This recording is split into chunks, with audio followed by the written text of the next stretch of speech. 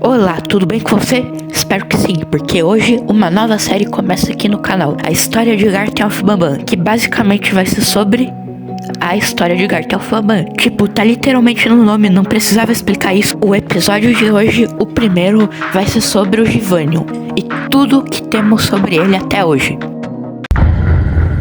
Givanium é um elemento químico que foi descoberto em algum lugar do sul do Canadá ou nos Estados Unidos. O número atômico dele é infinito, o que não faz muito sentido, porque basicamente o número atômico é a quantidade de prótons que tem naquele elemento, e não tem como um elemento ter prótons infinitos, tipo, não é possível. Enfim, o Givanium tem 3 tipos e é deles que eu vou falar agora.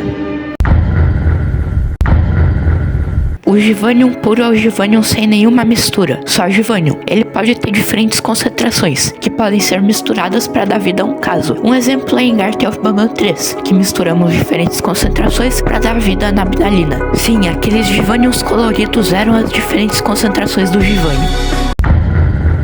As soluções de Givanium são misturas de diferentes concentrações de Givanium que são usadas para dar vida a um caso e também podem alterar o comportamento dele, como por exemplo, em uma atualização de caso, é dito que a solução de Givanium que foi usada para alterar o comportamento do caso 13, o Stinger Flynn, foi aplicada no caso 9, o Xerife Toadster, para alterar o seu comportamento.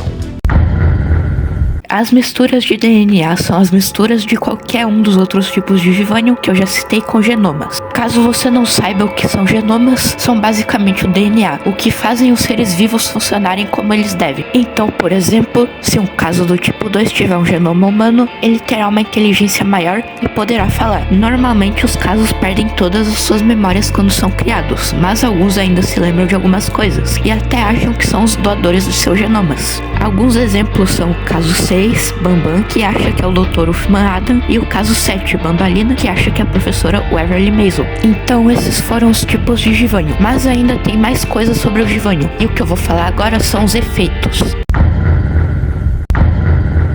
O Givanium pode dar a vida a um corpo de argila quando misturado com genomas, os casos 3 e 6 do tipo 5, as cordas vocais e o coração, e colocado em um sistema circulatório artificial naquele corpo. Quando o Givanium é colocado nesse sistema circulatório, ele se expande e cria várias veias no corpo do caso e aumenta o seu tamanho. Os corpos de Givanium sentem dor constantemente, sem nenhuma explicação do porquê até hoje. A moldagem de Givanium é um dos efeitos colaterais do Givanium na criação de vida. Depois de um tempo com ele, um corpo com Givanium vai começar a se moldar para ficar mais parecido com o corpo do doador do seu genoma. A sobrecarga de genomas acontece quando mais de 3 genomas são adicionados em um único caso. Quando a sobrecarga acontece, o caso começa a agir de forma selvagem e bestial, onde apenas um dos genomas vai funcionar normalmente e os outros serão descartados. Alguns exemplos são os casos na forma Hellish. No caso deles, o excesso não é de genomas, mas sim de Givanium. Outro provável exemplo é o Tamataki e o Shamataki, que agem exatamente igual à descrição do efeito. O aprisionamento por Givanium é um fenômeno que acontece quando muitas partículas de Givanium estão perto uma das outras. É meio difícil de explicar o efeito sem usar algum exemplo, porque não temos muitas informações sobre ele no jogo. Então eu vou usar o único exemplo que tem dele, a bolsa da rainha Boncellia. Quando um corpo de Givanium é colocado lá dentro, ele tem extrema dificuldade em escapar, porque as partículas de Givanium estão praticamente coladas, e fica pior ainda se a Boncellia decidir fechar. A chance do aprisionamento acontecer é de 90% e a possibilidade de fugir sem fazer nada é de 0%, mas sobre reflexos aumenta para 60%. A proliferação de Givanium é o fenômeno com menos informações entre todos. Todos os outros efeitos tinham alguma explicação ou pelo menos algum exemplo, mas esse só tem os 2 quadros da sala secreta de Garten of Banban 0. Então agora eu vou falar a minha teoria sobre a proliferação de Givanium. Como o nome diz, a proliferação é basicamente o fenômeno onde o Givanium se multiplica. O exemplo que eu vou usar aqui vai ser o Banban e o Flambo. Como vocês sabem, os dois podem se transformar em Hellish, mas como eu já falei, um caso se torna Hellish quando tem um excesso de Givanium no corpo dele. Então como eles podem simplesmente só se transformar como se não fosse nada?